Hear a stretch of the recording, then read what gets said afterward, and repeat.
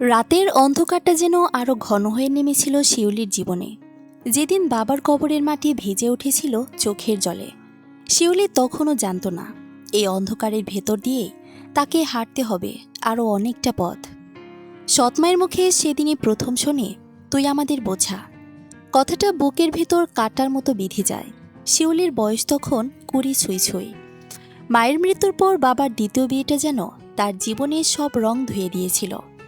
সৎমা রোকেয়া বেগম আর সৎবোন মিত, দুজনের চোখেই শিউলি ছিল অবাঞ্ছিত, কাজের মেয়ের মতো সংসারের সব ভার। অথচ নামের আগে মেয়ে শব্দটা জুড়তে কারো মন সায় দিত না। সেদিন সকালে শিউলি বাসন মাজছিল। হঠাৎ পেছন থেকে কেউ এসে ধাক্কা দিয়ে ফেলে দেয় তাকে। এই শয়তানের বাচ্চা হলস, তোকে কখন চা দিতে বলেছিলাম, এখনো চা দিসনি কেন? মিতুর কণ্ঠে তাচ্ছিল। শিউলি চুপ করে থাকে। চুপ থাকায় তার অভ্যাস। প্রতিবাদ করলে রাতের ভাত জুটত না, এই শিক্ষা সে অনেক আগেই শিখে নিয়েছে। ঠিক তখনই দরজায় কড়া নাড়ে এক অচেনা মানুষ। পরিপাটি পোশাক, চোখে অদ্ভুত দৃঢ়তা। তার নাম হুমায়ুন আহমেদ সাহেব। রোকেয়ার চোখ মুহূর্তেই বদলে যায়। আতিথেয়তার হাসি ঝুলে পড়ে ঠোঁটে। হুমায়ুন সাহেব সরাসরি কথা বলেন, আমাদের বাড়িতে একজন মেয়ে দরকার, বিয়ে হবে, 10 লাখ টাকা দেব, শর্ত একটাই, আমাদের ছেলের সেবা করবে। শিউলির মাথায় যেন বিনে মেঘেই বজ্রপাত হয়। বিয়ে? তাকে? কেনা? সেবা? রোকেয়া এক মুহূর্ত দেরি করে না, মেয়ে রাজি। শিউলি ফিসফিস করে বলে, আমি? রোকেয়ার চোখ রাঙানি থামিয়ে দেয় সব কথা। শুভ্র 1 বছরের পুরনো অ্যাক্সিডেন্টে তার স্মৃতি ভেঙে চুরমার। ধনীও বড় ব্যবসায়ী পরিবারের ছেলে, আছে শিশুর মতো, কথা বলে অল্প, হাসি অকারণে। খেলনা গাড়ি নিয়ে ঘন্টার পর ঘন্টা বসে থাকে। ডাক্তাররা বলেন মানসিক ট্রমা। স্মৃতি ফিরবে কিনা নিশ্চিত নয়। শুভ্রের মা সালমা বেগম ছেলেকে বাঁচাতে সে চেষ্টা হিসেবে এই বিয়ে করান। তিনি বলেন একজন আপন মানুষ দরকার, যে ওর পাশে থাকবে। শিউলির বিয়েটা হয় নীরবে, পরনে লাল শাড়ি, হাতে মেহেদি, কিন্তু চোখে কোনো স্বপ্ন নেই। 10 লাখ টাকার বিনিময়ে সে আজ বউ। শ্বশুরবাড়ি ঢুকে শিউলি টের পায় এখানেও সে অতিথি নয়, কাজের মানুষ। শাশুড়ির চোখে কৃতজ্ঞতা থাকলেও বাড়ির অন্য সদস্যরা, ননদ নীলা, সবার চোখে অবজ্ঞা। কেবল শুভ্র, সে আলাদা। শুভ্র প্রথম দিন শিউলির দিকে তাকিয়ে হেসে বলে, তুমি কি আমার বন্ধু? শিউলির চোখ ভিজে যায়। সে মাথা নেড়ে বলে, হ্যাঁ। শুভ্র হাত বাড়ায়, খেলনার গাড়িটা এগিয়ে দেয়। খেলবে? এই শিশুসুলভ ভালোবাসায় এখন শিউলির বেঁচে থাকার একমাত্র আশ্রয় হয়ে ওঠে। শুভ্রর সাথে শিউলির দিনগুলো ধীরে ধীরে এক অদ্ভুত নিয়মে বাধা পড়ে যায়। সকাল শুরু হয় ওষুধ খাওয়ানো দিয়ে। শুভ্র ওষুধ মুখে নিয়ে চোখ মুখ কুঁচকে তাকায়, বাচ্চাদের মতো বলে, তিতা। শিউলি হাসে। সেই হাসিতে কোনো অভিনয় নেই। তিতা হলে পরে মিষ্টি দেব। শুভ্র তখন খুশি হয়ে ওষুধ খায়। এই ছোট ছোট মুহূর্তগুলোই শিউলির জীবনের একমাত্র শান্তি। কিন্তু এই শান্তির মাঝে লুকিয়ে থাকে প্রতিদিনের অপমান। শাশুড়ি সালমা বেগম মুখে কিছু না বললেও ননদ নীলার ভাষায় বিষ। টাকার জোরে ঢুকেছিস, বেশি উড়িস না। শিউলি মাথা নিচু করে থাকে। তার চোখে জল জমলেও গড়িয়ে পড়ে না। সে জানে এই ঘরে তার কান্নার দাম নেই। রাতে শুভ্র ঘুমাতে চায় না। শিউলি ধরে বাচ্চাদের মতো বলে, আমি ঘুমালে তুমি যাবে না তো? শিউলি নরম গলায় বলে, কোথাও যাব না। এ কথাটা বলতে গিয়ে তার বুক কেঁপে ওঠে, কারণ সে জানে এই কথার কোনো নিশ্চয়তা নেই। দিনের পর দিন যায়। শুভ্র ধীরে ধীরে শিউলির ওপর নির্ভরশীল হয়ে পড়ে। কারো কথা সে শোনে না, শুধু শিউলির ডাকে সাড়া দেয়। এতে বাড়ির লোকজনের বিরক্তি আরও বাড়ে। একদিন নীলা রেগে গিয়ে বলে, এই মেয়েটাকে বের করো, না হলে শুভ্র কখনো ভালো হবে না। সালমা বেগম চুপ করে থাকেন। ছেলের জন্য সব সহ্য করেন, কিন্তু শিউলির জন্য দাঁড়ানোর সাহস পান না। শুভ্র তখনও জানত না সে কে। জানত না তার সামনে দাঁড়িয়ে থাকা মেয়েটা তার স্ত্রী।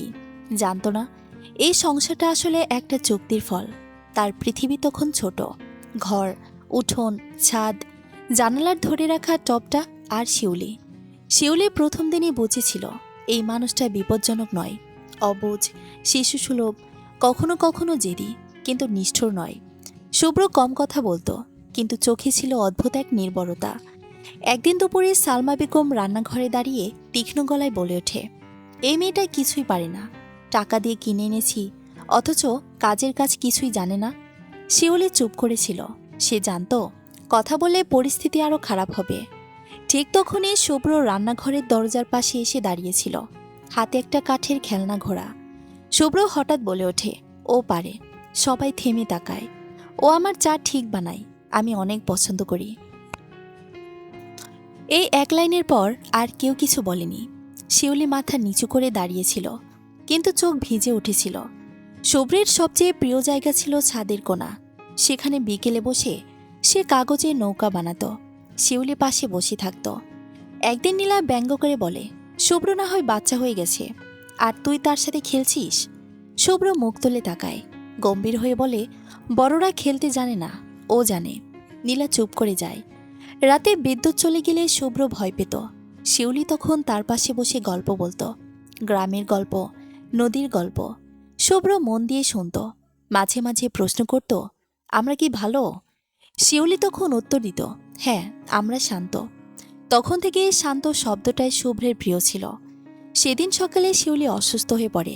তার গায়ে ভীষণ জ্বর, একেবারে জ্বরে গা পড়ে যাওয়ার মতো অবস্থা। সেদিন সকালে শিউলি ঘুম থেকে উঠতে পারেনি। তা দেখে সালমা বেগম বিরক্ত হয়ে বলে, দুদিন কাজ করতে না করতে জ্বর ভাতিয়ে বসে, আজ কে করবে শুনি? আমরা বুঝি না ভাবছে এসব না করার জন্য কাহিনী করতেছে, যত সব ছোট লোক, নাটক করছে সব। সালমা বেগমকে শিউলিকে অসুস্থ হওয়া, কাজ না করার জন্য বকতে দেখে শুভ্র চুপচাপ রান্নাঘরে ঢুকে পড়ে। চাল ছড়িয়ে দেয়, ডাল উপসে পড়ে, তবু সে থামে না। তার এসব কাজ দেখে বাড়ির সবাই হতভম্ব। যে ছেলে নিজের খাবার নিজেই খেতে পারে না, সেই ছেলে রান্না করছে। সালমা বেগম জিজ্ঞেস করে, শুভ্র, এসব কি? তুমি এখানে কি করছো? ও ঘুমাবে, ওর গায়ে জ্বর, আগুন, আমি কাজ করব, ওকে বকো না, ও কষ্ট পাবে, আমি আছি। এই বলে সেদিন অবুঝ শুভ্র রান্নাঘরে কাউকে কাজ করতে না দিয়ে সব কাজ সে একাই করেছিল। সেদিন খাবার ভালো হয়নি, কিন্তু শিউলির চোখে সেদিন সবচেয়ে শান্তির ঘুম নেমেছিল। এরপর শুভ্র সারাদিন শিউলির পাশে বসে থাকে। তার পাশে বসে খাওয়ার সময় ভাত ছিটিয়ে দেয়, পানি ফেলে দেয়, তবুও সে নড়ে না। সবাই সেখান থেকে উঠতে বললেও শুভ্র ওঠেনি, শুধু একটাই উত্তর দিত, ও উঠলে উঠব। এই এক লাইনে সেদিন শিউলি মানুষ হয়ে বেঁচেছিল। শিউলি বিকেলে জানালার পাশে দাঁড়িয়েছিল। শুভ্র এসে হঠাৎ বলে, তুমি চলে যেও না। শিউলি চমকে তাকায়, কোথায় যাব? শুভ্র মাথা চুলকে বলে, জানি না, কিন্তু তুমি থাকলে ঘরটা থাকে। এরপর শুভ্র খুব আস্তে বলে, তুমি আমার বাড়ি। শিউলি কিছু বলেনি, বললে হয়তো ভেঙে পড়ত, কিন্তু এই কথাটার কোনো মানে তখন শিউলি বুঝতে পারেনি। পরে বুঝেছিল, যখন এই ঘরটায় সে হারিয়েছিল। এই সময়গুলো কাউকে দেখানো হয়নি, কোনো ছবি তোলা হয়নি, কিন্তু এইগুলোই ছিল শিউলির জীবনের সবচেয়ে নিরাপদ দিন। এই স্মৃতিগুলো খুব ছোট ছিল, কেউ এগুলোকে বড় করে দেখেনি, কিন্তু এগুলোই ছিল সেই সময়ের সত্যিকারের সংসার, যেখানে কোনো নাম, কোনো অধিকার ছিল না, ছিল শুধু অভ্যাস আর নির্ভরতা। শুভ্র তখনও জানত না সে কাকে ভালোবাসছে, কিন্তু ভালোবাসা জানত কাকে বেছে নিতে হয়। শুভ্রর স্মৃতি তখনও ফেরেনি, কিন্তু তার হৃদয় কাজ করছিল। শুভ্র তখন নিজের নামটাও ঠিকমতো মনে রাখতে পারত না। কেউ জিজ্ঞেস করলে সে একটু ভেবে বলতো, আবার ভুলও হতো, কিন্তু শিউলিকে সে কোনোদিন ভুল নামে ডাকেনি, যেন এই নামটা তার ভেতরের জন্য থেকে লেখা ছিল। শিউলি প্রথম প্রথম ভয় পেত, এই বাড়ি, এই বিয়ে সবকিছু তার শাস্তির মতো, কিন্তু শুভ্রকে দেখলেই ভয়টা একটু কমে যেত। মানুষটা শিশুর মতো, অথচ চোখে ছিল অদ্ভুত এক নির্ভরতার ছায়া। সে কারোভাবে তাকাতো না, সেভাবে শুধু শিউলির দিকে তাকাতো। একদিন সকালে শিউলি প্লেট বাটি সব ধোয়ার সময় একটা প্লেটে একটু ময়লা থেকে যায়। হঠাৎ নীলা প্লেটটা শিউলির দিকে ছুঁড়ে দিয়ে বলে, এ ঘরের কাজ ঠিকমতো না করলে বুঝিস। প্লেটটা মেঝেতে পড়ে ভেঙে যায়। শিউলির হাত কাঁপে, সে নিচু হয়ে টুকরোগুলো তুলতে যায়। ঠিক তখন শুভ্র এসে বসে পড়ে তার পাশে। শুভ্র ভাঙা কাচের টুকরোগুলো তুলতে থাকে, তার আঙ্গুল কেটে যায়, ব্যথা পাবে। শিউলি ফিসফিস করে বলে। শুভ্র মাথা নেড়ে বলে, তুমি না থাকলে ব্যথা লাগে। এই কথার পর নীলা আর কিছু বলে না। দুপুরে শুভ্রকে ঘুম পাড়ানো ছিল শিউলির নিয়মিত কাজ। সে মাথায় হাত বুলিয়ে দিত। শুভ্র চোখ বন্ধ করে জিজ্ঞেস করত, তুমি কি আমার? শিউলি থমকে যেত, উত্তর দিত না। একদিন সাহস করে বলেছিল, আমি আছি। এই উত্তরেই তখন শুভ্র শান্ত হতো। শ্বশুর একদিন রেগে গিয়ে বলে, এই মেয়েটাকে কাজে লাগাতে এনেছি, ছেলের খেলার সাথে বানাতে না। শিউলি চুপ করে দাঁড়িয়েছিল। শুভ্র সামনে এসে দাঁড়ায়, বুক চিতে নয়, কিন্তু দৃঢ়ভাবে। ও আমার সাথে থাকে। শুভ্র বলে, ও থাকলে আমার ভালো লাগে। এই ভালো লাগা শব্দটার সামনে বড় মানুষগুলো হেরে যায়। একদিন বিকেলে হঠাৎ বৃষ্টি নামে, ছাদে পানি জমে যায়। শুভ্র খালি পায়ে ছুটে বের হয়। শিউলি ভয় পেয়ে সে নিজেও শুভ্রের পেছনে দৌড়ে যায় ছাদের কোনায়। দাঁড়িয়ে শুভ্র মন খারাপ করে বলে, দেখো আকাশ কাঁদছে। শিউলি হাসে। প্রথমবার এ বাড়িতে দাঁড়িয়ে সে খোলাখুলি হাসছে। শুভ্র অবাক হয়ে তাকিয়ে বলে, তুমি হাসলে ঘরটা আলো হয়। এই কথাটা শিউলি সারা জীবন মনে রেখেছিল। সেদিন রাতে হঠাৎ বিদ্যুৎ চলে গেলে শুভ্র ভয়ে শিউলির হাত ধরে রাখে। ঘুমে ঢুলু ঢুলু হয়ে বলে, তুমি গেলে আমি হারিয়ে যাব। শিউলি চোখের জল লুকিয়ে বলতো, আমি কোথাও যাচ্ছি না। শিউলি ধীরে ধীরে শুভ্রের মাথায় হাত বুলিয়ে দেয়। শুভ্র ঘুমের ঘুরে বলল, তুমি চলে গেলে ঘর অন্ধকার হয়ে যাবে। শিউলি খুব আস্তে উত্তর দিয়েছিল, আমি আছি। এই আছি শব্দটার মধ্যেই তখন তাদের পুরো সংসার ছিল। যদিও সেই রাতে সে নিজেকে মিথ্যা বলেছিল। সকালে রোদ উঠোনে পড়ে ঝিলমিল করছিল। শিউলি ঝাড়ু দিচ্ছিল। নীলার তীক্ষ্ণ কণ্ঠ উঠোন কাঁপিয়ে বলে উঠল, এ কাজও ঠিক মতো করতে পারিস না। শিউলির হাত থেমে গেল। সে নিচু হয়ে রইল। ঠিক তখন শুভ্র উঠোনে এসে দাঁড়ায়, হাতে একটা ভাঙা রঙিন বল। সে বলটা মাটিতে ফেলল, তারপর বলল, ও ভালো করছে। নীলা হেসে বলে, তুই কি বুঝিস? শুভ্র মাটিতে বসে পড়ে, বলটা গড়িয়ে দেয়। তারপর শান্ত গলায় বলে, আমি বুঝি। ও থাকলে বাড়ি ঠিক থাকে।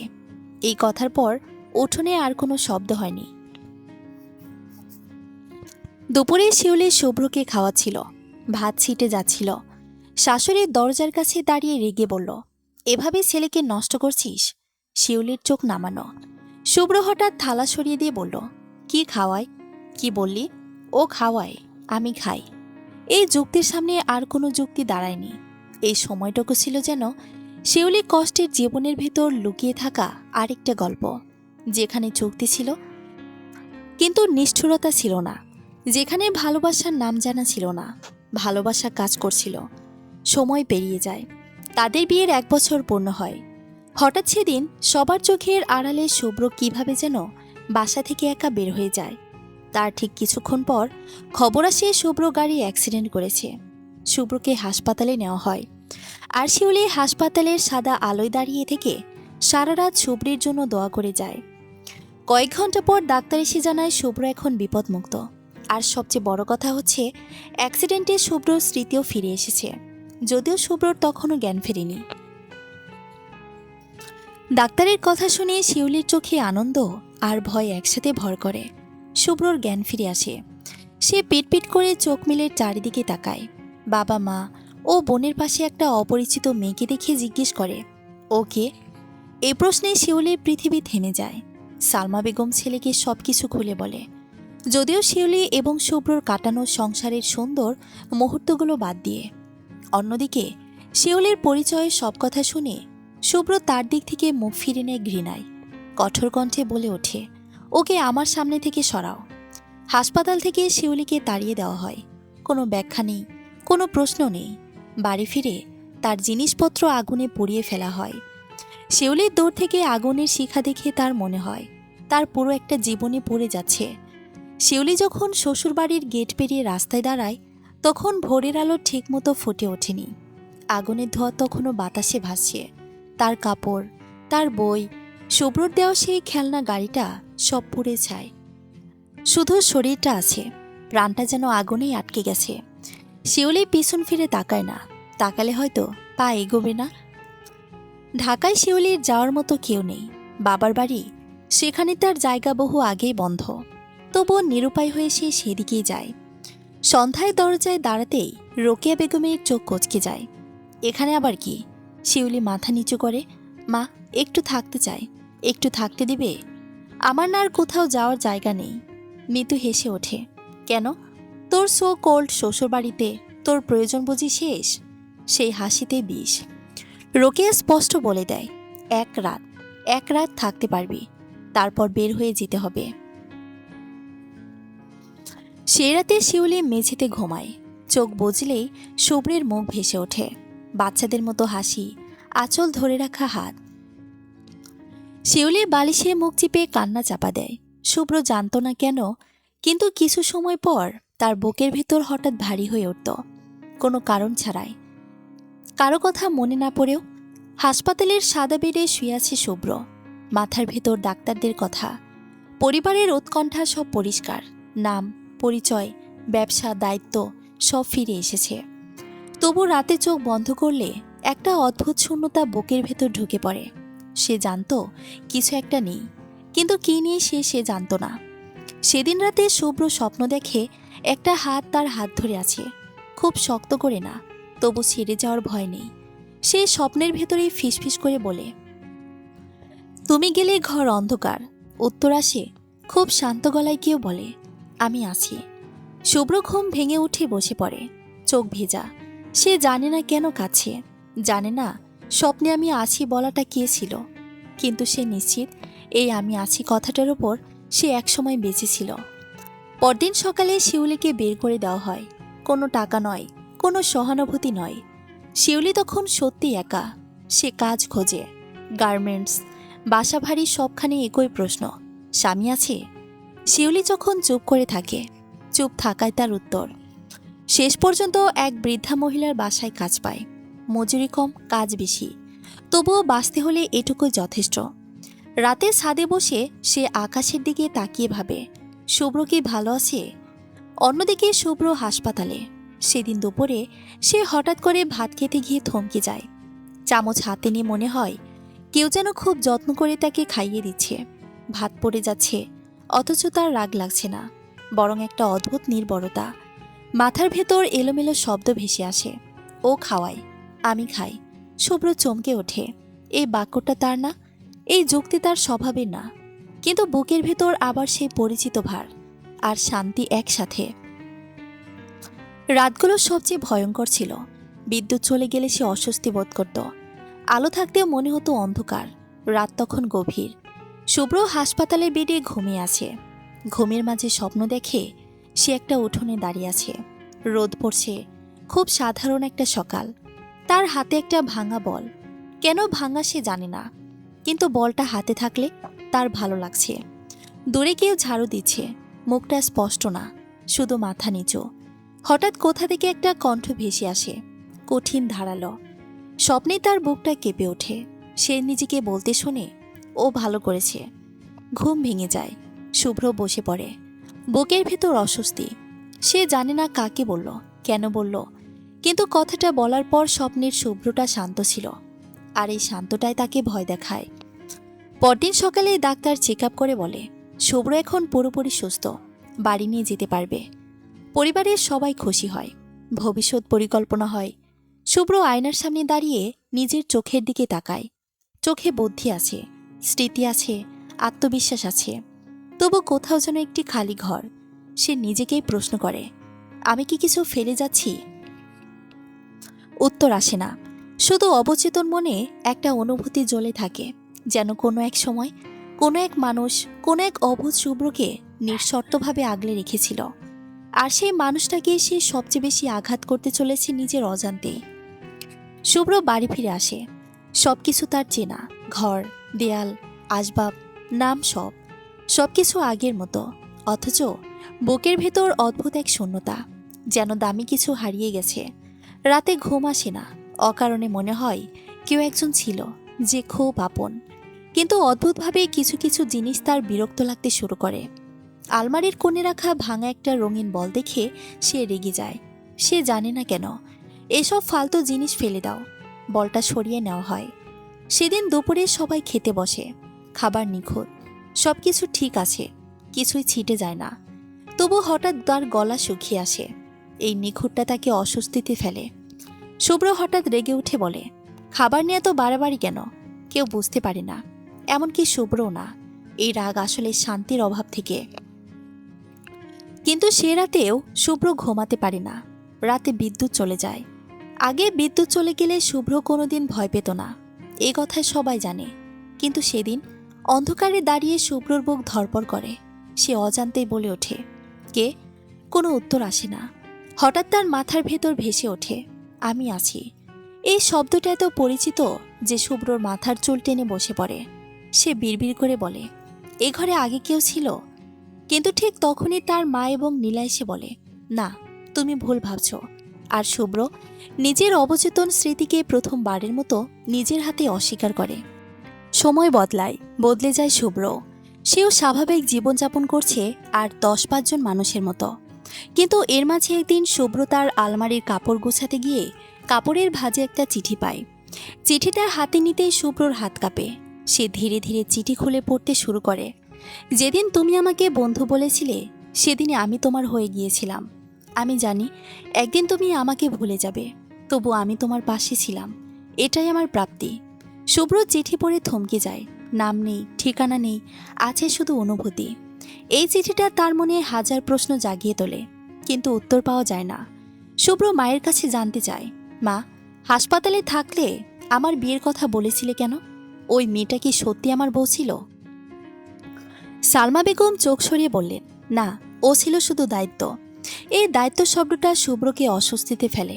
সে আর প্রশ্ন করে না। শুভ্রর শরীর সুস্থ, স্মৃতি পরিষ্কার, তবু মনে অদ্ভুত অস্থিরতা। অফিসে কাজে মন বসে না। মিটিংয়ের মাঝখানে হঠাৎ মনে হয় কেউ তাকে ডাকছে। ফিরে তাকালে কেউ নেই। শুভ্র রাতে বাড়ি ফিরে সে চিঠি বারবার পড়ে। প্রতিটা লাইনে কষ্ট, অথচ কোনো অভিযোগ নেই। শুভ্র খোঁজ করেও শিউলির কাছে পৌঁছাতে পারে না, যেন ইচ্ছাকৃতভাবে সব সূত্র মুছে ফেলা হয়েছে। শুভ্র মনে মনে সিদ্ধান্ত নেয়, সে শিউলিকে খুঁজে বের করবে। যদিও সে শিউলির নাম ঠিকানা কিছুই জানে না, কিন্তু সে খুঁজে বের করবে। শুভ্র বুঝতে পারে এই খোঁজ সহজ হবে না। দিন গড়িয়ে মাস। একদিন শিউলি ভীষণ অসুস্থ হয়ে পড়ে। জ্বর, শারীরিক দুর্বলতা। সেদিন শিউলি কোনো কাজ করতে পারে না। সেদিন বৃদ্ধা মহিলাটি খুব রেগে যায় এবং বলে, কাজ না করলে খাবে কি? এটা কি তোর বাপের বাড়ি পেয়েছিস যে আমি তোকে বসিয়ে খাওয়াবো? মাইনে দিয়ে রেখেছি, এখন উঠে সব কাজ শেষ কর। হায় রে দুনিয়া! এই দুনিয়ায় যার মা নেই, তার কেউ নেই। এমনকি তার সুখ দুঃখ, অসুখ বিসুখ দেখার মতো কেউ নেই। তাই তো এই অবস্থায়ও এই অসুস্থ শরীর নিয়েও অভাগী শিউলিকে কাজ করতে হচ্ছে। কারণ তার দুঃখ বোঝার মতো যে তার মা নেই। শিউলি চুপ করে কাজ করে যায়। বিকেলে কিছু সবজি কেনার জন্য শিউলি গেলে হঠাৎ মাঝ রাস্তায় সে জ্ঞান হারিয়ে পড়ে যায়। আর শিউলি যখন জ্ঞান ফিরে, তখন সে হাসপাতালের বেডে। একজন নার্স তার হাতে একটা চিরকুট দেয়। এক ভদ্রলোক দিয়ে গেছে। শিউলি চিরকুটটা হাতে নিয়ে খুলে দেখে, তাতে লেখা আছে, বাঁচতে চাইলে শক্ত হও। শুধু এতটুকুই। শিউলি জানে না কে লিখেছে, তবু সেই কথাটাই সে আঁকড়ে ধরে। হাসপাতাল থেকে ছাড়া পাওয়ার পর শিউলির জীবন আরও কঠিন হয়ে ওঠে। শরীরটা যেন আগের মতো সাড়া দেয় না, তবুও থামার সুযোগ নেই। থামা মানে না খেয়ে থাকা। বৃদ্ধা মহিলার বাসা ছেড়ে দিতে হয় তাকে। অসুস্থ মানুষের ঝামেলা কেউ নিতে চায় না। এক কাপড়েই বেরিয়ে আসে। রাতটা কাটে রেল স্টেশনের পাশে, খোলা আকাশের নিচে। শীতের বাতাসে শরীর কাঁপে, তার চেয়ে বেশি কাঁপে মন। শিউলি ভাবে, শুভ্র যদি তাকে এখন দেখত, তারপরে নিজেকে থামায়, সে তো আমাকে চায়নি। এ কথাটা নিজের মনে বারবার বলে শিউলি বেঁচে আছে। পরদিন সকালে শিউলি আবার কাজ খোঁজা শুরু করে। সারা রাত না খাওয়া। শীতের রাতে সারা রাত রেল স্টেশনে কাটানো, তার উপর শারীরিক অসুস্থতা, সব মিলিয়ে তার শরীর অবশ হয়ে গেছে। তার হাঁটার যেন একটুও শক্তি নেই। কিন্তু তারপরও যেন সে হেঁটে হেঁটে কাজ খুঁজে যাচ্ছে। কাজ না পেলে যে তাকে না খেয়ে মরতে হবে, কারণ সে যে এক অভাগী। তার থাকা খাওয়ার মতো যে কেউ নেই। সময় তখন প্রায় দুপুর পেরিয়ে গেছে। অনেক খোঁজাখুঁজির পর শিউলির নতুন কাজ পায় এক ছোট কারখানায়। কারখানার মালিক কঠিন মানুষ। কারখানার নিয়ম হচ্ছে কর্মীদের কাজের উপর নির্ভর করে তাদের বেতন দেওয়া হয়। শিউলি দিনভর সেলাই করে, রাতে হাত ফুলে যায়। তবুও এই কষ্টের মাঝে সে একটু শান্তি পায়, কারণ এখানে কেউ তার অতীত জানে না। অন্যদিকে শুভ্র শিউলির খোঁজ শুরু করেও থেমে যায়। পরিবারের বাধা, ভুল তথ্য, কেউ বলে মেয়ে বিদেশে, কেউ বলে মরে গেছে। প্রতিটা কথায় শুভ্রকে ভাঙে। তাছাড়া সে তো নিজেও শিউলির সম্পর্কে তেমন কিছু জানে না, সেজন্য তার কাছে এই খোঁজ আরও কঠিন হয়ে যায়। রাতে শুভ্র স্বপ্নে দেখে একজন মেয়ে আগুনের পাশে দাঁড়িয়ে আছে। সে ডাকতে চায়, কিন্তু গলা দিয়ে শব্দ বের হয় না। আর তখনই শুভ্রের ঘুম ভেঙে যায়। সে ঘেমে নিয়ে একাকার হয়ে গেছে। ঘুম ভেঙে শুভ্র বুঝতে পারে এই খোঁজ থামবে না, এই খোঁজ তাকে একা করতে হবে, পথ যতই দীর্ঘ হোক। এভাবেই দেখতে দেখতে 1 বছর কেটে যায়। শিউলি ধীরে ধীরে নিজের পায়ে দাঁড়াতে শেখে। সেলাইয়ের পাশাপাশি বিভিন্ন ছোট ছোট কাজও শিখে। কষ্ট কমে না, শুধু সহ্য করার ক্ষমতা বাড়ে। এই 1 বছরে প্রতি রাতে শিউলি নিয়মিত ডায়েরি লিখত। ডায়েরির প্রতিটি পাতায় শুধু একটাই নাম, শুভ্র। একদিন কারখানায় হঠাৎ বিদ্যুৎ চলে যায়। অন্ধকারে বসে থাকতে থাকতে শিউলির মনে পড়ে শুভ্রের কথা। শুভ্র অন্ধকারে ভয় পেত। শিউলি তখন তার হাত ধরে বলতো, আমি আছি, আজ কেউ নেই। শিউলির চোখ বেয়ে জল গড়িয়ে পড়ে, কিন্তু অন্ধকারে কেউ দেখে না। অন্যদিকে শুভ্রের অবস্থা ভিন্ন, কিন্তু কষ্ট কম নয়। সে খোঁজ চালিয়ে যায় নিঃশব্দে। পুরনো হাসপাতাল, পুরনো কাগজপত্র সব খুঁটিয়ে দেখে। কিন্তু যেখানেই শিউলির নাম ছিল, সেখানেই যেন কেউ ইচ্ছে করে ফাঁকা করে রেখেছে। শিউলির নাম, ঠিকানা খুঁজতে গিয়ে একদিন শুভ্র জানতে পারে শিউলিকে বের করে দেওয়ার দিন তার সব জিনিস পুড়িয়ে ফেলা হয়েছিল। এই খবর শুভ্রকে আরও ভেঙে দেয়। শুভ্র বুঝতে পারে শিউলি শুধু ঘর নয়, তার পরিচয় হারিয়েছে। শুভ্র রাতে ঘুমাতে পারে না। চোখ বন্ধ করলেই আগুন দেখে। আগুনের পাশে দাঁড়িয়ে থাকা মেয়েটি, চুল এলোমেলো, চোখে কোনো অভিযোগ নেই, শুধু কষ্ট। শুভ্র দিন দিন পাগলের মতো হয়ে যাচ্ছে। সে মাকে প্রশ্ন করে, ও কি সত্যিই টাকা নিয়ে এসেছিল? সালমা বেগম কাঁদতে কাঁদতে মাথা নেড়ে হ্যাঁ বলেন। আর এই সত্যটা শুভ্রের বুকের ভেতর পাথরের মতো বসে যায়। সময় যায়, শিউলি ধীরে ধীরে চুপচাপ হয়ে পড়ে। আগের মতো হাসে না, কথা কম বলে। সহকর্মীরা ভাবে সে অহংকারী, কিন্তু সে কেউ জানে না সে শুধু ভেতরে ভেতরেই ফাঁকা। এক রাতে কারখানা থেকে ফেরার পথে কিছু বকাটে ছেলে তার পথ আটকায়। ভয় পেয়ে শিউলি দৌড়াতে গিয়ে হোঁচট খেয়ে পড়ে যায়। কেউ এগিয়ে আসে না, সে নিজেই উঠে দাঁড়ায়। সেদিন সে আয়নার সামনে দাঁড়িয়ে নিজেকে বলে, তুই ভাঙতে পারবি না। তোকে বাঁচতে হলে তোর নিজেকে শক্ত করতে হবে। তোর যে তুই ছাড়া আপন বলতে আর কেউ নেই। এই কথা সে মুখে বললেও কিন্তু তার চোখের ভিতর বিশ্বাস নেই। শুভ্র খোঁজ থামায় না, কিন্তু ভাগ্যের জন্য বারবার দূরে সরিয়ে দেয়। সে বুঝে যায় এই খোঁজ দীর্ঘ হবে, হয়তো আরও 1 বছর বা আরও বেশি। কিন্তু শুভ্র সিদ্ধান্ত নেয় সে তার মৃত্যুর আগ পর্যন্ত এই খোঁজ চালিয়ে যাবে, যতদিন না শিউলি তার সামনে আসবে। শিউলি রাতে ছাদে বসে আকাশ দেখে। শুভ্র অন্য শহরে একই আকাশের দিকে তাকিয়ে থাকে। দুজনের মাঝখানে শুধু দূরত্ব আর সময়। কি হবে তাদের জীবনে? তারা কি পাবে কখনো একে অপরের দেখা, নাকি এর আগে হারিয়ে ফেলবে শিউলি তার জীবনের সবচেয়ে বড় সম্পদ? সময় পেরিয়ে যায় আরও কয়েক মাস। এর মধ্যে শিউলির জীবনে নেমে আসে আরেকটা ভয়ঙ্কর রাত, যে রাতটা তার ভেতরের শেষ আলোটুকু কাঁপিয়ে দেয়। সেদিন কাজ শেষে ফিরতে দেরি হয়। কারখানার মালিক হঠাৎ অর্ডার বাড়িয়ে দেয়। রাত প্রায় 11টা, রাস্তাঘাট ফাঁকা, ল্যাম্পপোস্টের আলো ঝিমঝিম করছে। শিউলি দ্রুত হাঁটে, বুকের ভেতর অজানা ভয়।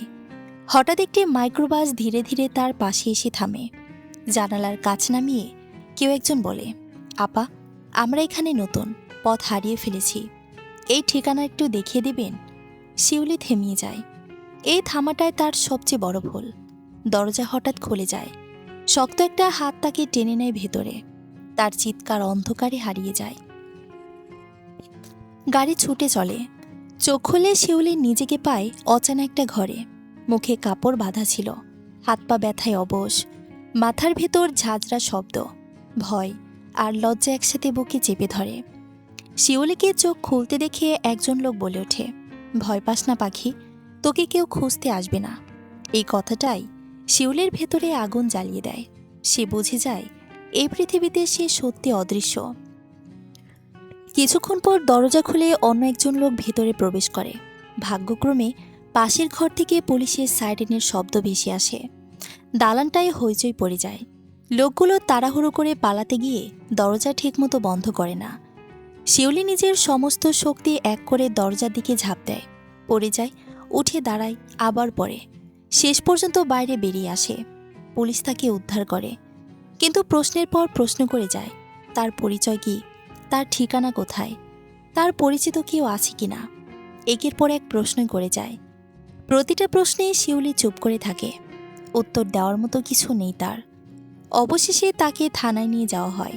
থানায় বসেও সে কাঁদে না, কান্না যেন শুকিয়ে গেছে। শুধু একটা কথাই বলে, আমি বাড়ি যেতে চাই না। এই ঘটনাটা পত্রিকায় ছাপা হয়। বড় বড় করে শিরোনাম দেওয়া হলো, অজ্ঞাত নারী উদ্ধার।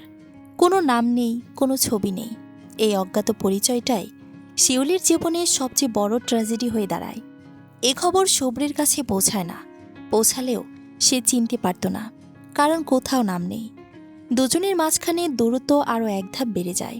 এখন শিউলি শুধু ভাঙা নয়, ভীত, নিঃস্ব, নিঃশব্দ।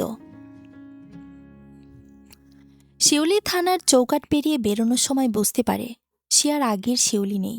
শরীরটা বেঁচে আছে, কিন্তু ভেতরের মানুষটা যেন কোথাও হারিয়ে গেছে। পুলিশের প্রশ্ন, কৌতূহলী চোখ, সন্দেহ, সব মিলে তার আত্মাটা আরও একবার ছিন্নভিন্ন হয়ে যায়। শিউলি পুলিশকে তার ঠিকানা দিতে পারেনি, কারণ ঠিকানা মানে তো আশ্রয়। তার কোনো আশ্রয় নেই। শেষ পর্যন্ত এক মানবাধিকার সংস্থা মহিলা এগিয়ে আসে। নাম তার রুনা আপা। গলার স্বর নরম, চোখে মায়া। তুমি চাইলে আমাদের আশ্রয় কেন্দ্রে থাকতে পারো, তিনি বলেন।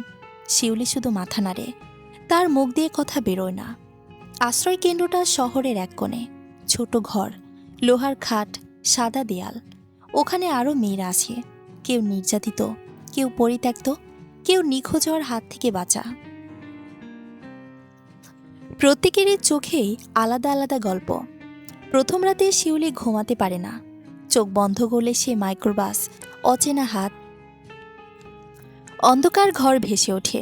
শিউলি ঘামতে থাকে, নিঃশ্বাস আটকে আসে।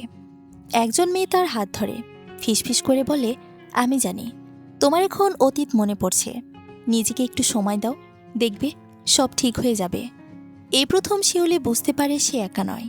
অন্যদিকে শুভ্র, সে এখন আর শুধু প্রশ্ন করে না, সে সন্দেহ করতে শুরু করেছে।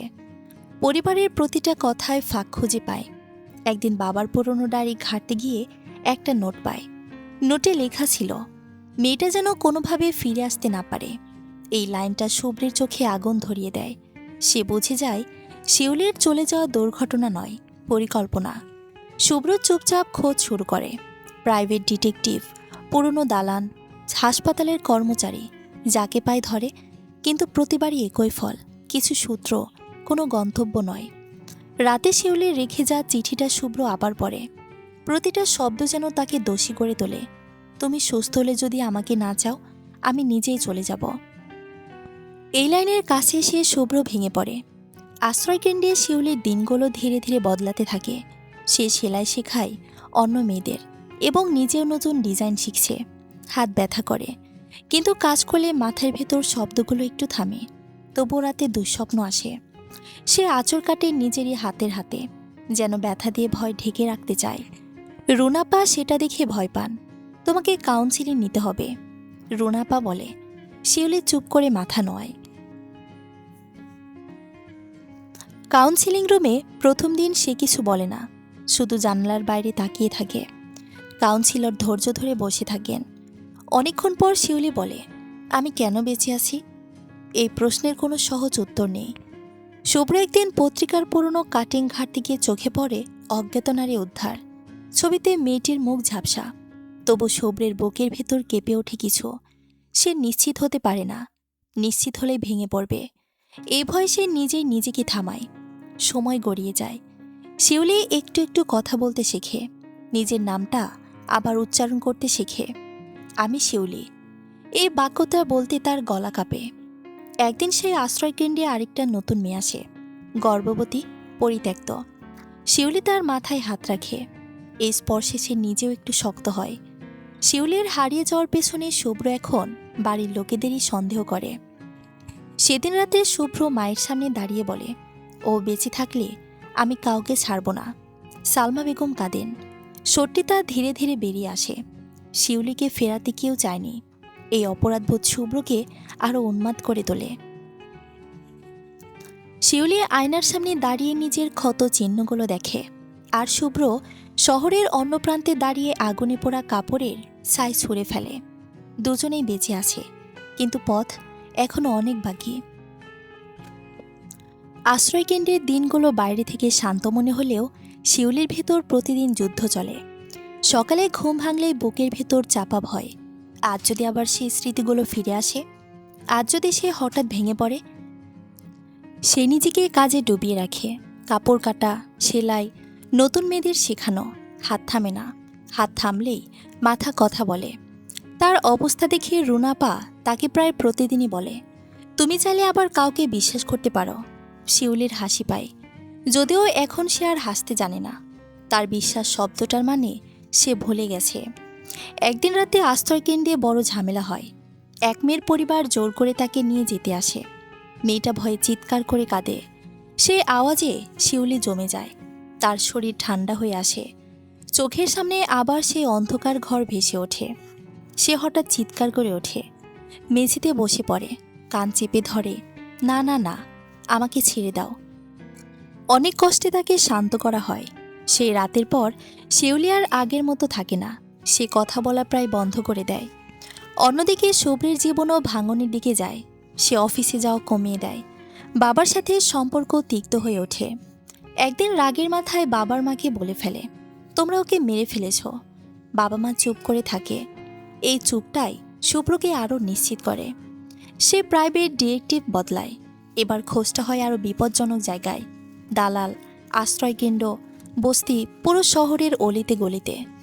কিন্তু প্রতিটা জায়গায় গিয়ে সে একই কথা শোনে, নাম ছাড়া অনেক মেয়ে আছে। আমরা কিভাবে জানব আপনি কাকে চাইছেন?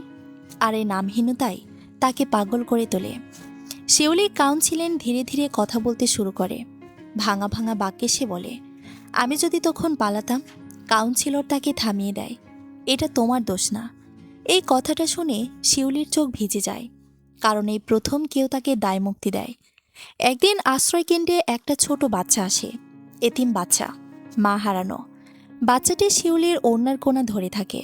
সেই স্পর্শে শিউলির বুক কেঁপে ওঠে। শুভ্রের কথা মনে পড়ে। শুভ্র এভাবে শিউলির আঁচল ধরে থাকত। শিউলি বাচ্চাটাকে জড়িয়ে ধরে কেঁদে ফেলে। এই কান্না নীরব, গভীর। শুভ্র অবশেষে একটা সূত্র পায়, একটা মানবাধিকার সংস্থা যেখানে নাম পরিচয়হীন অজ্ঞাত নারীদের আশ্রয় দেওয়া হয়। নাম নেই, শুধু ফাইল নম্বর।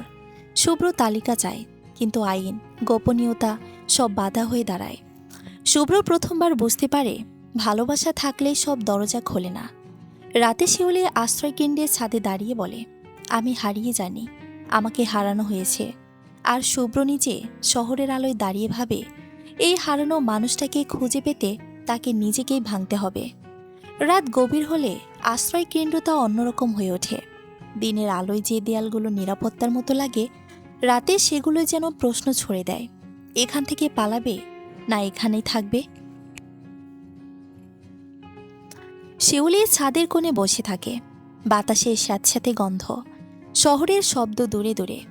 বুকের ভেতর হঠাৎ একরাশ ক্লান্তি জমে ওঠে, বাচ্চার ক্লান্তি। রুনাপা পাশে এসে বসেন। অনেকক্ষণ নীরবতায় কেটে যায়। তারপর রুনাপা ধীরে বলেন, তুমি চাইলে নিজের পরিচয় ফেরাতে পারো। শিউলি তাকায়, কিভাবে? মামলা করো, নাম নিয়ে দাঁড়িয়ে। এই কথাটা শিউলির ভেতরে কাঁপন তোলে। নাম নিয়ে দাঁড়ানো মানে আবার দেখা, আবার প্রশ্ন, আবার আঙ্গুল। সে জানে এটা শুধু আইনি লড়াই নয়, এটা নিজের ক্ষত খোলা রেখে বাঁচার সিদ্ধান্ত। আমি পারবো না। শিউলি ফিসফিস করে বলে। রুনাপা কিছু বললেন না, শুধু হাত রাখেন তার কাঁধে। পরদিন আশ্রয়কেন্দ্রে এক অঘটন ঘটে। একটি গোপন নোটিশ আসে, জায়গা বদল করতে হবে। নিরাপত্তার কারণে কয়েকজন মেয়েকে অন্যত্র পাঠানো হবে। তালিকায় শিউলির নামও আছে। এই স্থানান্তর মানে আরও অচেনা, আরও দূরত্ব। শিউলির বুকের ভেতর ভয় জমে ওঠে। আবার শুরু। শিউলি সারাদিন চুপচাপ থাকে। রাতে কাউন্সিলিংয়ে গিয়ে হঠাৎ বলে ওঠে, আমি লুকোতে লুকাতে ক্লান্ত। এই বাক্যটাই তার নিজের কাছে ঘোষণা হয়ে ওঠে। অন্যদিকে শুভ্র, সে শেষ পর্যন্ত আইনের পথে হাঁটার সিদ্ধান্ত নেয়। একজন মানবাধিকার আইনজীবীর সাথে দেখা করে। টেবিলের ওপারে বসা মানুষটা স্পষ্ট করে বলল, আপনি যদি একে খুঁজতে চান আগে সত্য স্বীকার করতে হবে। কোন সত্য? যে বিয়েটা হয়েছিল সেটা কেন হয়েছিল? শুভ্রের গলা শুকিয়ে যায়। 10 লাখ টাকার কথা উচ্চারণ করতেই তার বুকের ভেতর বমি আসে। তবু সে বলে, সব বলে। আইনজীবী সব নোট করে রাখেন। এটা সহজ হবে না। শুভ্র মাথা নোয়, সহজ চায় না। আশ্রয় কেন্দ্রে শিউলি রাতে ঘুমাতে পারে না। ভোরের দিকে উঠে আয়নার সামনে দাঁড়ায়, নিজের চোখে তাকিয়ে বলে, আমি ভাঙা, কিন্তু মিথ্যা নই। সকালবেলা সে রুনাপার কাছে যায়, আমি মামলাটা করব। রুনাপার চোখ ভিজে যায়। এই সিদ্ধান্তের সাথে সাথেই শিউলির জীবন আবার নড়ে চড়ে বসে। কাগজপত্র, বিবৃতি, তারিখ, সব কিছু। প্রতিটা ধাপ তাকে পুরনো রাতে ফিরিয়ে নিয়ে যায়। সে কাঁপে, থামে, আবার দাঁড়ায়। শুভ্রও একই সময় নড়ে চড়ে বসে। পরিবারের বাধা আসে। ভাইয়ের এই সিদ্ধান্তে নীলা রেগে চিৎকার করে ওঠে, তুমি কি পাগল? সব বলে দিলে আমরা বাইরে মুখ দেখাবো কি করে? শুভ্র শান্ত গলায় উত্তর দেয়, ও কিভাবে দেখিয়েছিল? এ প্রশ্নের কোনো উত্তর নেই। আদালতের করিডোর দিয়ে যাওয়ার সময় শিউলি হঠাৎ থমকে যায়। দূরে কারো ছায়া দেখে বুক ধড়পড় করে ওঠে। সে নিশ্চিত নয় সে প্রস্তুত কিনা, দেখা সে কি বলবে। ঠিক তখনই সে জানতে পারে মামলার নথিতে অভিযুক্তদের নাম এসেছে, তার শ্বশুরবাড়ির লোকজনের নাম। এই সত্যটা তাকে ভেঙে দেয়, আবার শক্ত করে। শিউলি কাগজে নিজের নাম সই করে। তার হাত কাঁপে, তবু সে থামে না।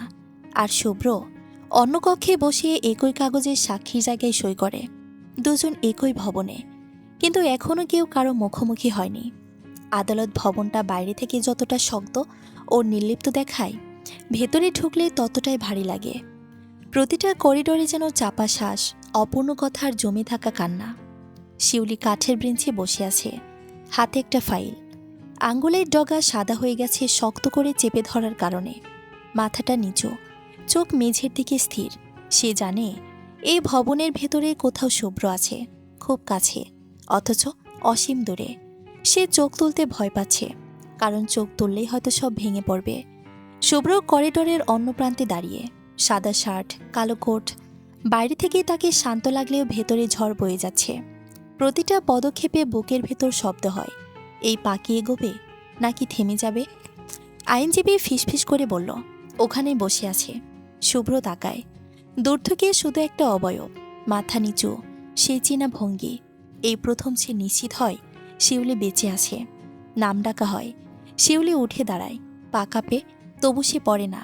এক পা, আরেক পা। সাক্ষীর জায়গায় দাঁড়াতে গিয়ে তার মনে পড়ে একসময় সে শুভ্রকে হাঁটতে শিখিয়েছিল। আজ নিজে হাঁটা ধরে থাকতে লড়ছে। শিউলিকে এই অবস্থা দেখে শুভ্রের চোখ ভিজে যায়। বিচারক প্রশ্ন করেন, শিউলি উত্তর দেয় স্পষ্ট, সংক্ষিপ্ত। কোনো নাটক নেই, কোনো মিথ্যা নেই, শুধু সত্য। আপনাকে কেন বের করে দেওয়া হয়েছিল? এক মুহূর্ত থামে সে, তারপর বলে, কারণ আমার দরকার শেষ হয়ে গিয়েছিলাম। এ কথাটায় কোর্টরুমে নেমে আসে পাথরের মতো ভারী নীরবতা। শুভ্রের পালা আসে। সাক্ষীর কাঠগড়ায় দাঁড়িয়ে সে প্রথমবার সবার সামনে দাঁড়িয়ে বলে, আমি অসুস্থ ছিলাম, ও আমার সেবা করেছিল, বিনিময়ে টাকা দেওয়া হয়েছিল। এটা অন্যায়। এই স্বীকারোক্তি যেন তার পরিবারের দিকে তীরের মতো ছুটে যায়। আদালতে বিরতির সময় শিউলি করিডোরে দাঁড়িয়ে থাকে। শুভ্র ধীরে ধীরে কাছে আসে, খুব কাছে এসে থেমে যায়।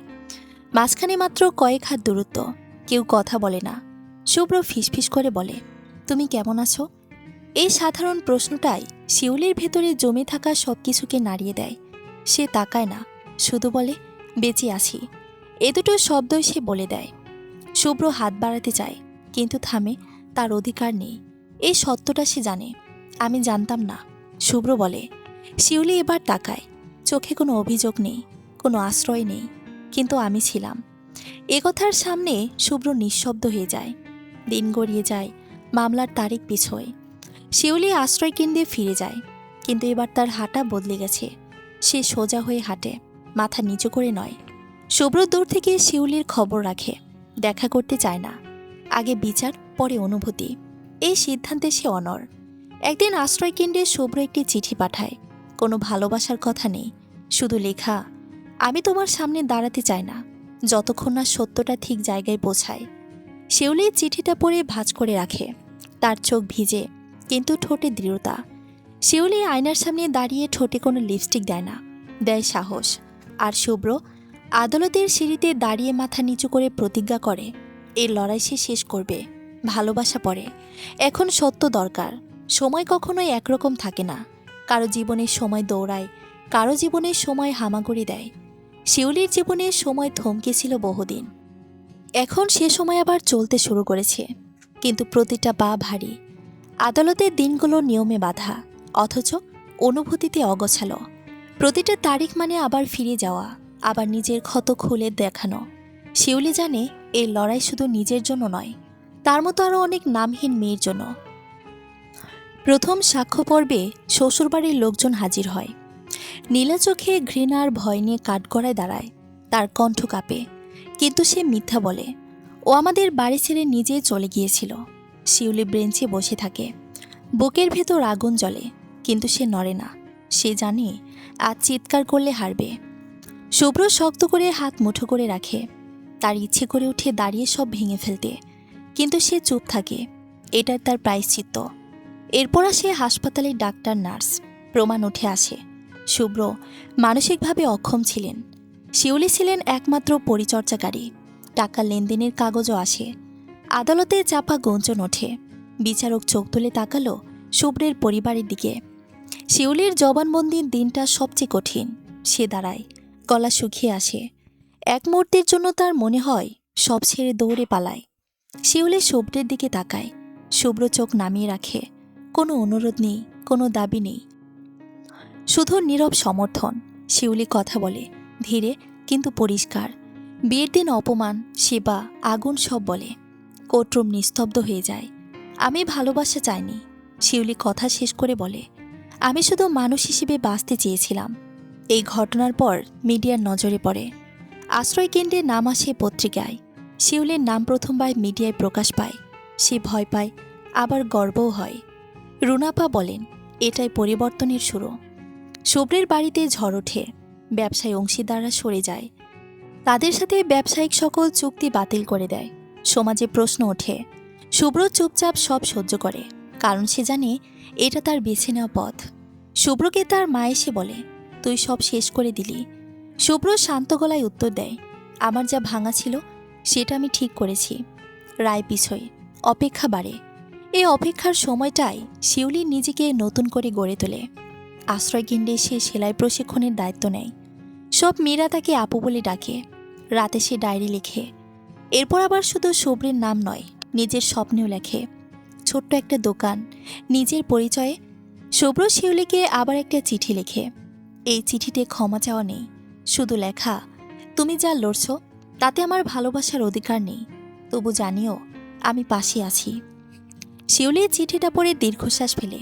বুকের ভেতর ব্যথা আছে, দুর্বলতা নেই। রায়ের দিন আসে।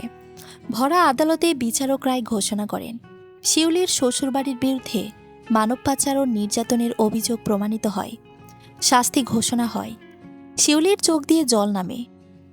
এই জল কষ্টের নয়, মুক্তির। শুভ্র দাঁড়িয়ে থাকে, চোখ বন্ধ। সে জানে এই রায় ভালোবাসার শেষ নয়, বরং শুরুর দরজা। শিউলি আদালতের সিঁড়িতে নামছে, মাথা উঁচু। চারিদিক থেকে ক্যামেরাম্যান ও সাংবাদিকরা ঘিরে ধরেছে। শুভ্র দূরে দাঁড়িয়ে তাকিয়ে আছে, কাছে আসে না, শুধু দূর থেকেই মাথা নয়। শিউলি একবার তাকায়। এই তাকানোয় প্রশ্ন নেই, আছে সম্ভাবনা। রায় ঘোষণার পরের দিনটা অদ্ভুত শান্ত ছিল। শিউলির মনে হচ্ছিল এতদিন যে যুদ্ধ সে লড়ে এসেছে আজ হঠাৎ থেমে গেছে। কিন্তু যুদ্ধ থামলেও ক্ষতগুলো তো একদিনে সারে না। আশ্রয়কেন্দ্রের ছাদে দাঁড়িয়ে শিউলি আকাশ দেখছিল।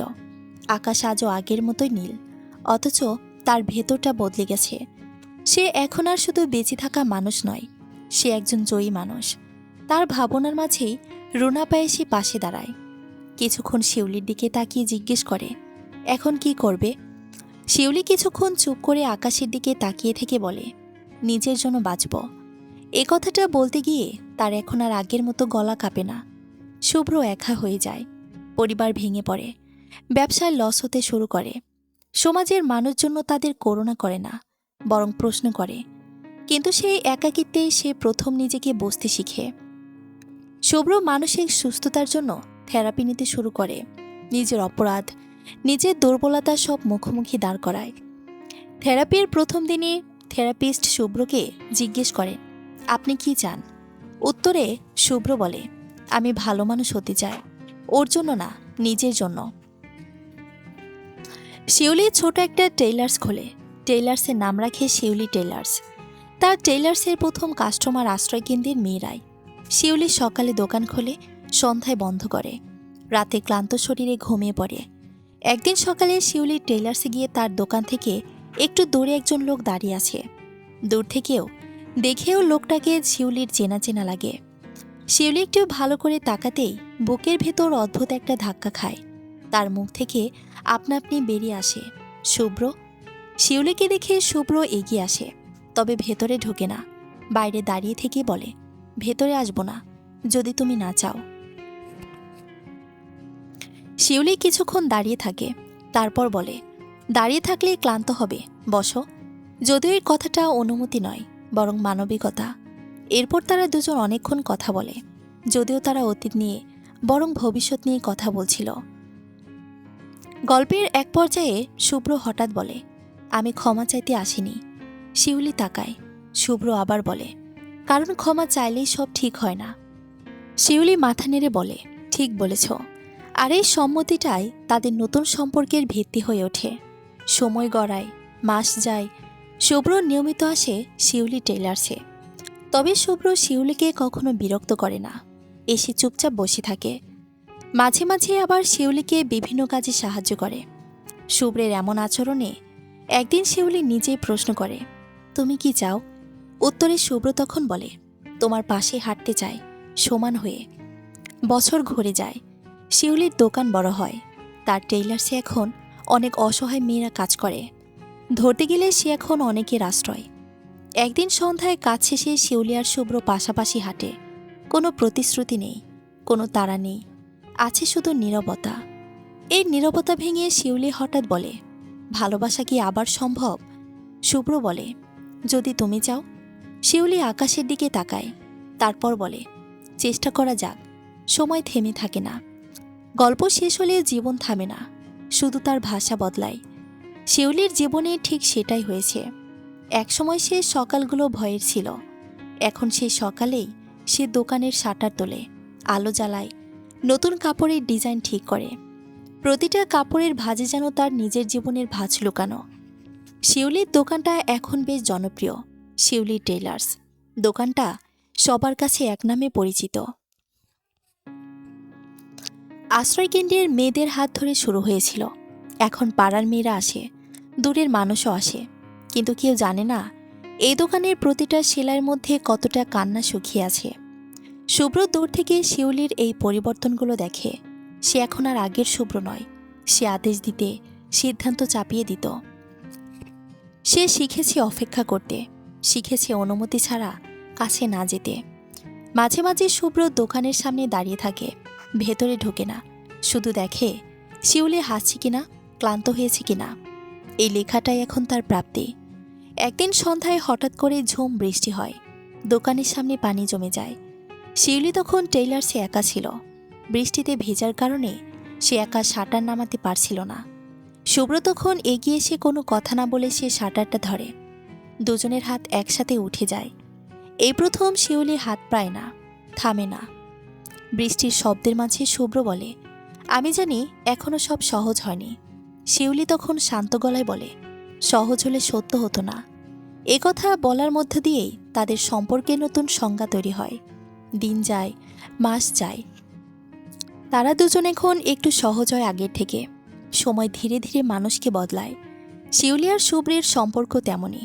হঠাৎ করে কিছু হয়নি, শুধু প্রতিদিনের ছোট ছোট মুহূর্ত জমতে জমতে এক ধরনের নিশ্চয়তা তৈরি হয়েছে। আর এই নিশ্চয়তাই তাদের সম্পর্কের সবচেয়ে বড় পরিবর্তন। সময় আর অপেক্ষার মাঝখানে দাঁড়িয়ে শিউলি একদিন বুঝতে পারে, তার জীবনের গল্প কষ্ট দিয়ে শুরু হলেও কষ্ট দিয়ে শেষ হওয়ার নয়। মানুষ শুধু সহ্য করার জন্য জন্মায় না, মানুষ তৈরি হয় নিজের জায়গা নিজেই বানাতে। শুভ্র শিউলির অনুমতি নিয়ে তার নামে টেইলার্সের পাশে একটা ট্রেনিং সেন্টার খোলে। এই ট্রেনিং সেন্টার চালু হওয়ার পর থেকে আশ্রয়কেন্দ্রের মেয়েদের জীবন বদলাতে শুরু করে। কেউ সেলাই শিখে, কেউ নকশার ডিজাইন শিখতে, আর কেউ বা সব কিছুর হিসাব রাখে। আর শিউলি শুধু তাদের কাজ শেখায় না, শেখায় কিভাবে চোখে চোখ রেখে কথা বলতে হয়, কিভাবে না বলতে হয়। রাতে শিউলি একা একা বসে ভাবে, একসময় এই না বলাটাই তার সবচেয়ে বড় দুর্বলতা ছিল, আজ সেটাই তার শক্তি। অন্যদিকে শুভ্র ধীরে ধীরে নিজেকে গুটিয়ে নেয়। সে বোঝে এর গল্পে নায়ক সে নয়, তার কাজ পাশে থাকা, সামনে নয়। তবু কিছু মুহূর্ত আছে যেগুলো এড়িয়ে যাওয়া যায় না। এই তো সেদিন সন্ধ্যায় সেন্টারে শিউলি সহ সব মেয়েরাই কাজ করছিল। হঠাৎ করে তখন বিদ্যুৎ চলে যায়, চারপাশে ঘুটঘুটে অন্ধকারে ঢেকে যায়। মেয়েরা ভয়ে চিৎকার করে ওঠে। শিউলি মোম জ্বালিয়ে সবাইকে একসাথে বসায়। অন্যদিকে তখন শুভ্র বাইরে দাঁড়িয়ে জেনারেটরের ব্যবস্থা করে। আলো ফিরে আসলে শিউলি বাইরে এসে দেখে শুভ্র চুপচাপ দাঁড়িয়ে আছে। তার হাত দুটো পুরো কালো হয়ে আছে মেশিনের তেল লেগে। শিউলি হেসে বলে, ধন্যবাদ।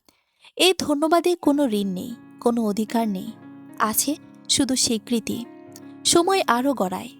একদিন শিউলির পুরনো মামলার রায়ের কপি একটা জাতীয় সংস্থার প্রশিক্ষণের আলোচনায় আসে। তাকে ডাকা হয় কথা বলার জন্য। মঞ্চে উঠে শিউলি দৃঢ়তার সাথে বলে, আমার বিপদের সময় কেউ আমাকে উদ্ধার করেনি, আমি নিজেই বের হয়েছি। আর যারা পাশে ছিল তারা কেবল আলো ধরেছিল। হলভর্তি মানুষ দাঁড়িয়ে হাততালি দেয়। শুভ্র চুপচাপ পেছনের সারিতে বসে আছে। তার চোখ ভিজে যায়। সে জানে এই হাততালি তার জন্য নয়, হওয়া উচিত নয়। রাতে শুভ্র বাসায় ফিরে আসে। তারপর হঠাৎ করে সে একটা চিঠি লিখে, প্রিয় শিউলি, এই চিঠিটা তুমি কোনোদিন পাবে না, পাওয়ার কথাও না। কারণ কিছু কথা উচ্চারণ করার অধিকার আমার নেই, শুধু বোঝার দায়িত্ব আছে। আমি অনেকদিন ধরে ভেবেছি কিভাবে তোমার কাছে ক্ষমা চাইব। পরে বুঝেছি ক্ষমা চাওয়াটা আমার সবচেয়ে সহজ রাস্তা হতো। আর আমি সহজ রাস্তা নিতেই চাই না। তোমার জীবনের সবচেয়ে অন্ধকার সময়টাতে আমি ছিলাম, কিন্তু মানুষ হিসেবে ছিলাম না। আমি তখন নিজের ভাঙা মাথার আড়ালে লুকিয়েছিলাম, অথচ তুমি আমার জন্য আলো জ্বালিয়ে রেখেছিলে। যেদিন তুমি চলে গেলে আমি শুধু একজন মানুষ হারাইনি, আমি আমার আয়নাটাই হারিয়েছিলাম। পরে যখন সব ফিরে এলো, স্মৃতি, স্বাভাবিকতা, তখন বুঝলাম সবচেয়ে দামি জিনিসটা আমি আগেই হারিয়েছি। তোমাকে খুঁজেছি, কিন্তু নিজের জন্য নয়, খুঁজেছি কারণ তোমার সামনে দাঁড়িয়ে নিজেকে ছোট করে দেখতে চেয়েছিলাম। আমি চাইনি তুমি আমাকে মাফ করো, আমি চেয়েছিলাম তুমি আমাকে সত্য বলো। আজ তুমি দাঁড়িয়ে আছো নিজের নামে, নিজের শক্তিতে, আর আমি দূরে দাঁড়িয়ে শিখছি ভালোবাসা মানে দখল নয়, ভালোবাসা মানে অপেক্ষা। যদি কোনোদিন তুমি আমার পাশে হাঁটো, আমি কৃতজ্ঞ থাকব। না হাঁটলেও আমি মাথা নিচু করে তোমার জন্য ভালো চাইব।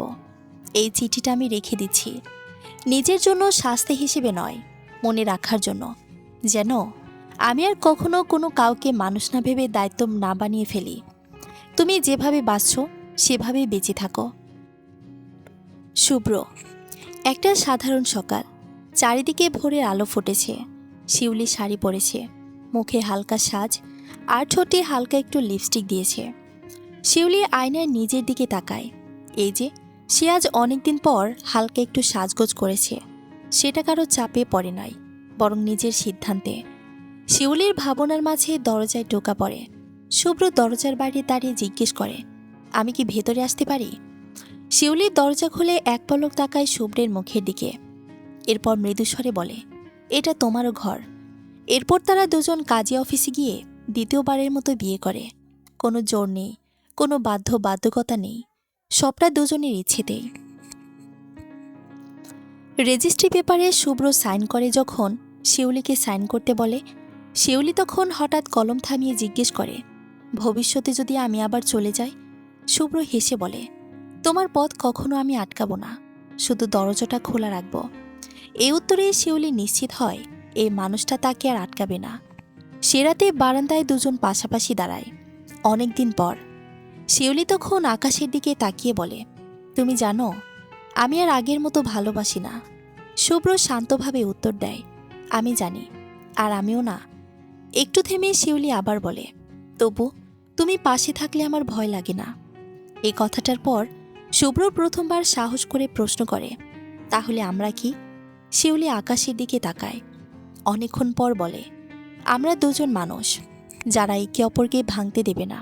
কোনো বাদ্যযন্ত্র বাজে না, কোনো বড় ঘোষণা নেই, শুধু দুজন মানুষ একসাথে হাঁটতে শুরু করে সমান পায়ে। রাতে শুভ্র দেখে তার স্টাডি টেবিলে একটি চিঠি রাখা। শুভ্র এক পলক তাকিয়ে চিঠিটা পড়তে শুরু করে। শুভ্র, আমি জানি না এই চিঠিটা তুমি কবে পড়বে। হয়তো তখন আমরা পাশাপাশি থাকব, হয়তো দূরে, কিন্তু আজ এই কথাগুলো না লিখলে আমার এই ভেতরে মেয়েটা শান্তি পাবে না। একসময় তুমি ছিলে আমার দায়িত্ব, তখন আমি নিজের অস্তিত্ব ভুলে গিয়েছিলাম। আমি ভাবতাম তোমাকে বাঁচাতে পারলেই আমি সার্থক, কিন্তু সত্যিটা হলো সেই সময়টাতে আমি নিজেই হারিয়ে যাচ্ছিলাম। যেদিন আমাকে বের করে দেওয়া হয়েছিল, যেদিন আমার জিনিসপত্র পুড়িয়ে দেওয়া হয়েছিল, সেদিন শুধু আমার ঘর নয়, আমার বিশ্বাসও ছাই হয়েছিল। আমি ভেবেছিলাম আর কখনো কাউকে বিশ্বাস করতে পারবো না, কিন্তু জীবন অদ্ভুত। সব পুড়ে যাওয়ার পরও কিছু বীজ থেকে যায়। আমি ধীরে ধীরে নিজেকে কুড়িয়ে নিয়েছি, ভয় পেয়েছি, ভেঙেছিল, আবার দাঁড়িয়েছি। আজ আমি তোমাকে চিঠি লিখছি কোনো অভিযোগ নিয়ে নয়, আমি ক্ষমা দিতেও বসিনি। আমি শুধু জানাতে চাই আমি বেঁচে আছি, নিজের নামে, নিজের সিদ্ধান্তে। তুমি বদলেছ, আমি দেখেছি। তোমার নীরব থাকা, অপেক্ষা করা, এসব আমি অগ্রাহ্য করিনি।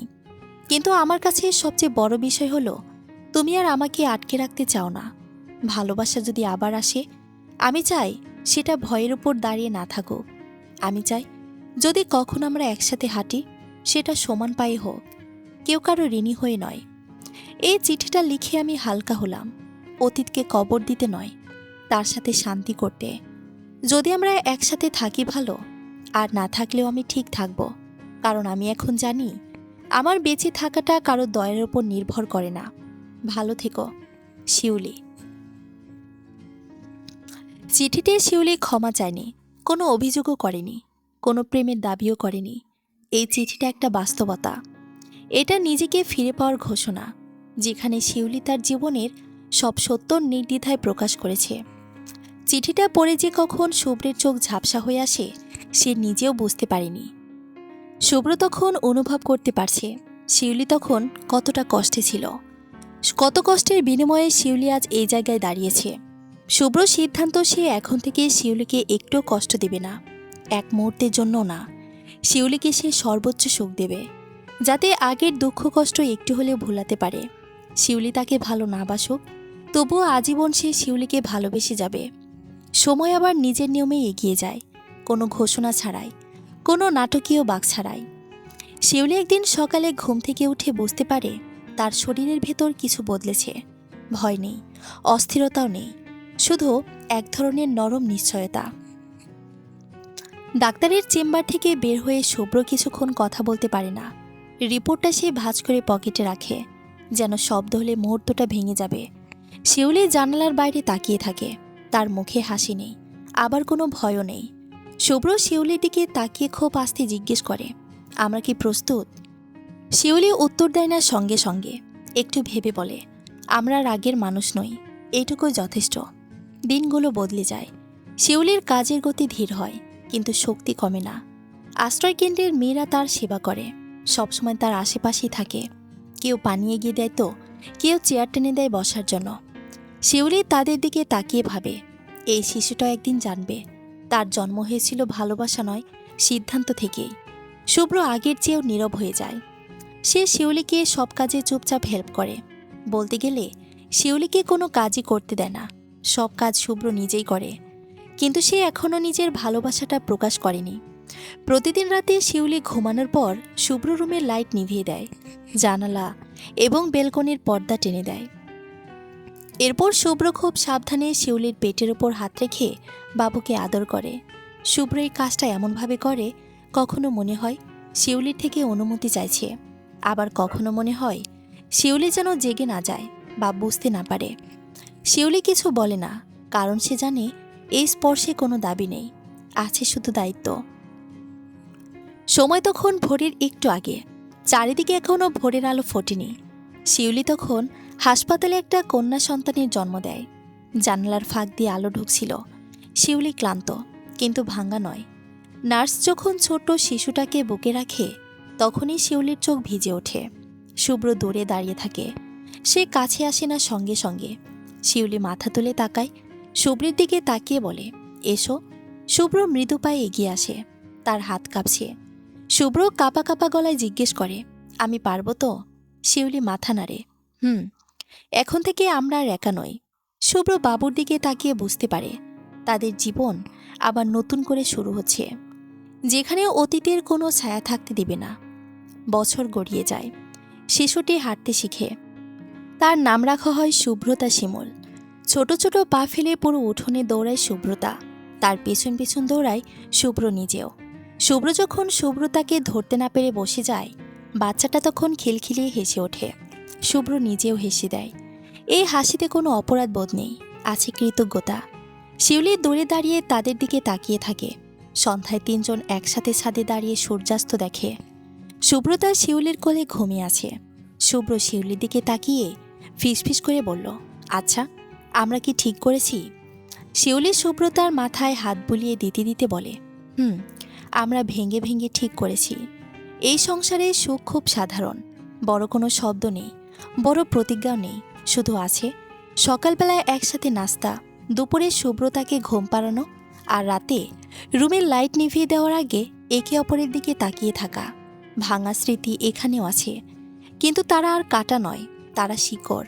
এভাবেই শিউলি, শুভ্র আর তাদের কলিজার টুকরো শুভ্রতাকে নিয়ে তাদের ছোট্ট সংসার সুখে শান্তিতে নিজেদের মতো করেই বাঁচে।